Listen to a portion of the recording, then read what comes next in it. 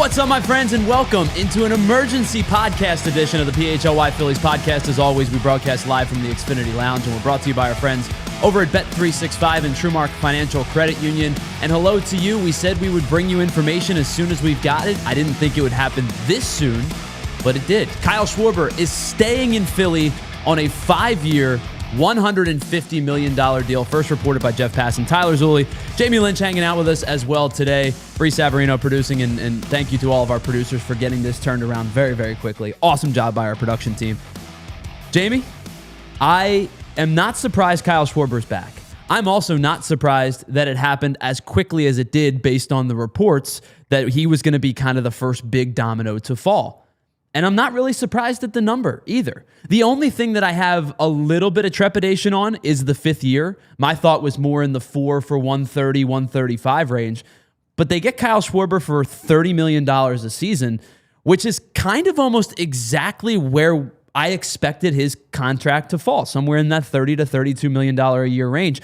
This one almost felt inevitable, and I'm glad that they got the job done quickly because now they can figure out the rest of their offseason. Yeah, that was the last thing you wanted to see, was them get hung up in this process and decision and miss out on a potential right-handed back that could finally maybe protect Bryce Harper in the lineup. But that's a different issue. Yeah, it's really good. I'm a little surprised by the 5th year as well. He will be 33 come March. Yep. So does Kyle Schwarber age into age 38 gracefully? Yeah, he probably does. You know, like, is there going to be a power drop-off? Yeah, I mean, potentially, yeah, at the end. But every time you make a longer-term deal, you kind of have to accept that in the back of your mind. The Phillies were, I don't want to say they didn't have a choice here, but there's no way you were going to let Kyle Schwarber leave. What he means to this city, what he means to putting butts in the seats. He's the most beloved Philly on this team, and that's saying a lot. What he meant to that clubhouse with youth movement coming. I never felt like he was going to leave Philadelphia, is a long way of is what I'm saying. That 5th year was probably the sweetener for a Baltimore Orioles, as reported yesterday. I mean, I don't really buy that. Maybe the Boston Red Sox were lurking. Mets. Somebody was lurking. And that 5th year probably just ended the negotiation. Well, so the reports were that the Phillies would likely match or exceed any monetary offer. So my question was, would the years become the big holdup? And I think you're probably right. The 5th year, they probably went and said, hey, listen, we'd love to do 4. And Schwarber's camp probably said, well, we want 5 or 6. It's probably Kyle's last big contract. And they said, listen, if the holdup is a 5th year, let's just get it done. We understand you're a priority to us. We seem to be a priority to you. Let's make this thing happen. Because with Kyle Schwarber, the known quantity is important. You know exactly the type of player that Kyle Schwarber is going to be, and you've known it now for 2 seasons. And I've said this before, and I'll continue to say it. Kyle Schwarber at 33 is a better hitter than he was at 30. He's a better hitter than he was at 28. He is a more well-rounded, complete hitter at the age of 33 than he is at the age of 29 when they signed him. No doubt. What he did versus left-handed hitting this year, he's improved every year he's been here. Yeah. What he did this year versus left-handed pitching was remarkable. Well, they said pretty candidly in 2023, he hit 47 home runs, but he hit 197. And they said, like, he was kind of embarrassed by that year, by the low average, the high strikeout rate. Now, he's always going to strike out a lot. That's just the part that you know. It's, again, part of the known quantity. But he was kind of embarrassed by the 197 average. The following year, 248. The following year, this past year, 240 and 56 home runs. But the numbers you bring up that I think are really important, as you said, he's been better and better against lefties. He's gotten really good with 2 strikes, especially he was really good with 2 strikes early in the year. The numbers kind of came back down a little bit. But a career year, I don't know if I expect another 56 home runs. But the thing that you can kind of count on with Kyle Schwarber is a baseline of, 38 to 44 in that ballpark range. And you know he's going to take about 600 at-bats a year because he pretty much plays every day being the DH. Yeah, and I think there's some optionality you get with Schwarber that you don't get with a lot of other DHs, like pure DHs, because of his high on base. I mean, he's a guy that batted leadoff here for 2.5, 3 seasons. So you can put him. And you were right. You were right. I know. We don't have to have the argument. You were right. I just don't know why he'd waste so many home runs and RBI potential. Regardless of that discussion, you can put him kind of anywhere 1 through 4, and it makes sense in the lineup. So he's not like a true DH in the old school, has to bat 3rd or 4th or 5th. Sure. Like you can move him around a little bit. And I think just what he meant to that clubhouse. Like Dave Dombrowski was not Dave Dombrowski.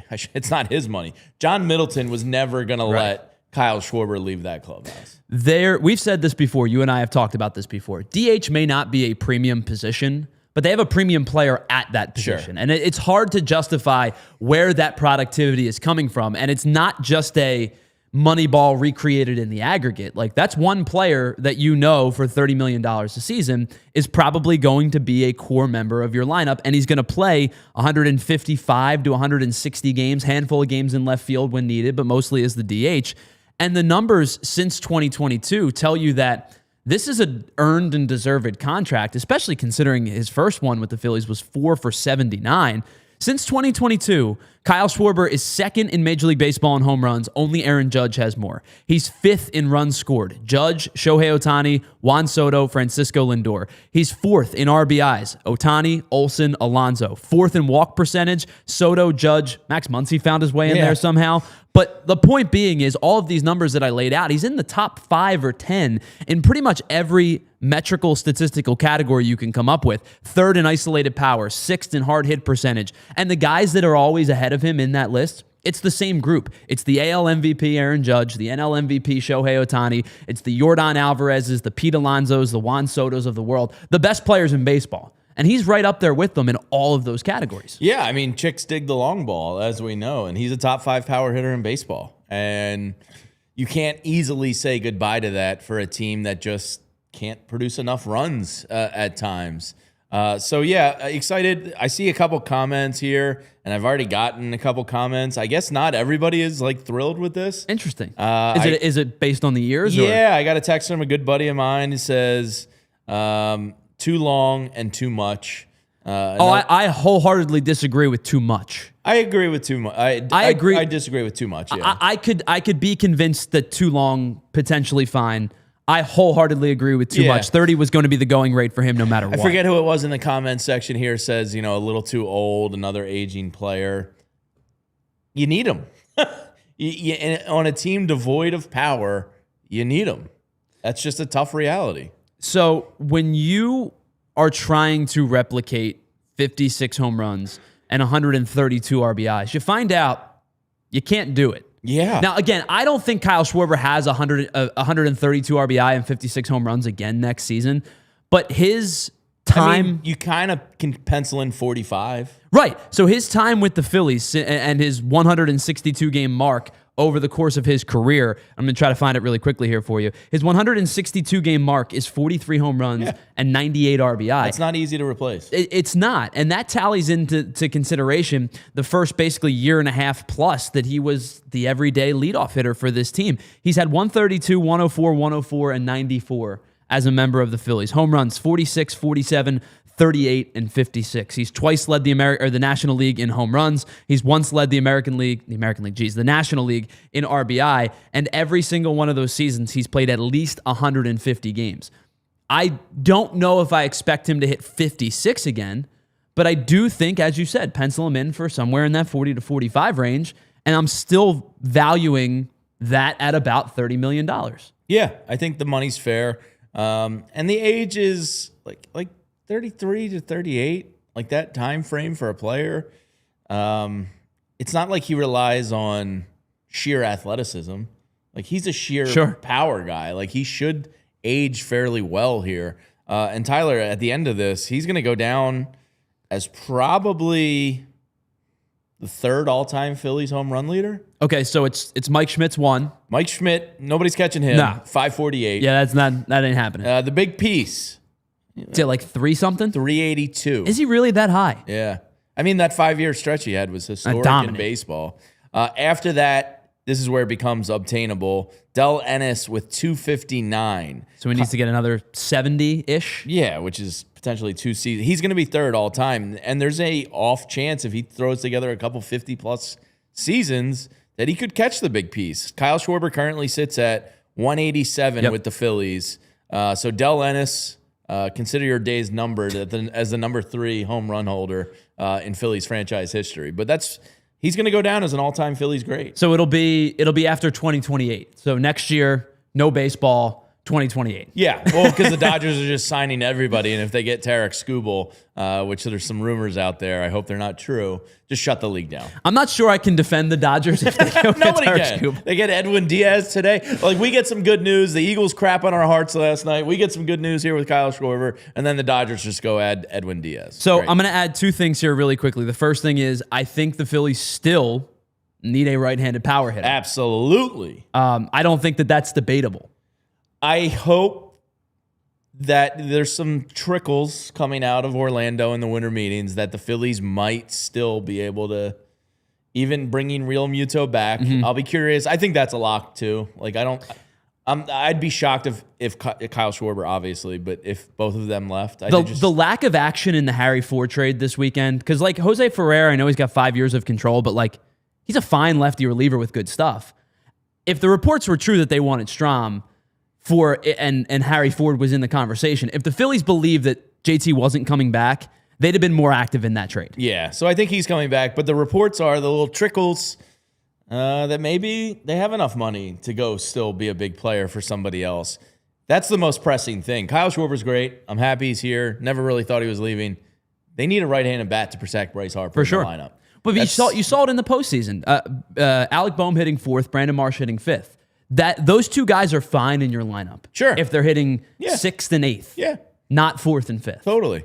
There's the report that the Phillies, are pressing on the Japanese kid, which would mean Boehm has to likely leave.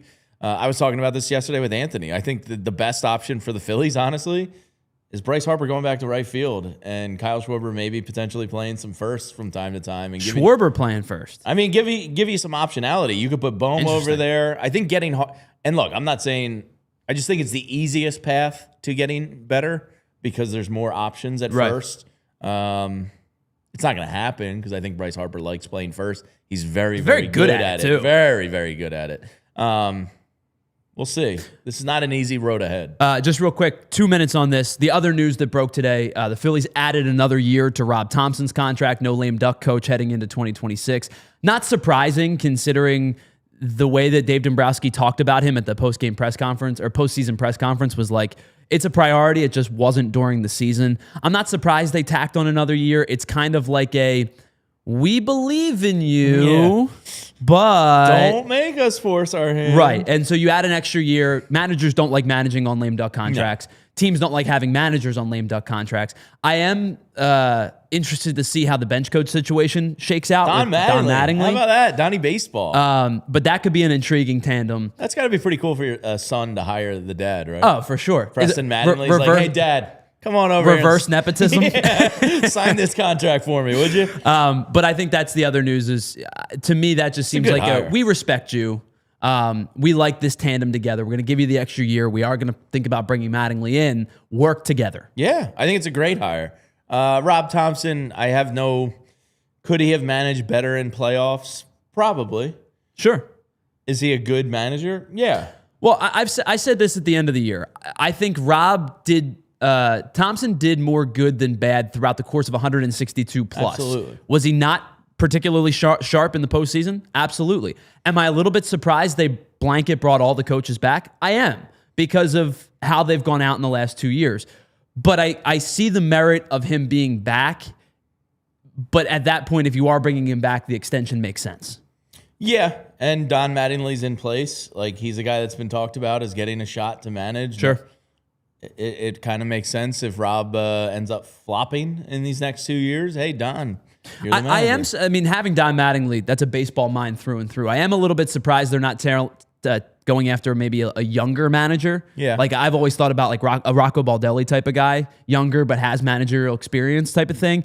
I am surprised that they are going with an older coaching route, but to have Don Mattingly on your coaching staff is never a bad thing. No, and as the chat says, a lockout is pretty much inevitable in baseball. Yeah. So we'll see what the hell happens in a year and a half. All right, big thanks to everybody in the chat for hanging out with us here on this breaking news emergency podcast. We'll be back on the PHLY Phillies podcast tomorrow to break it down in further detail. Huge thank you to Bree and Julia for producing the show. Big thanks to Jamie Lynch for stepping in and hanging out with us. I'm Tyler Zulli. Kyle Schwarber is back on a 5-year, $150 million deal. Now we'll see how the rest of the offseason unfolds. Thanks for hanging out with us here on the PHLY Phillies podcast. See ya. We all silly like the mayor.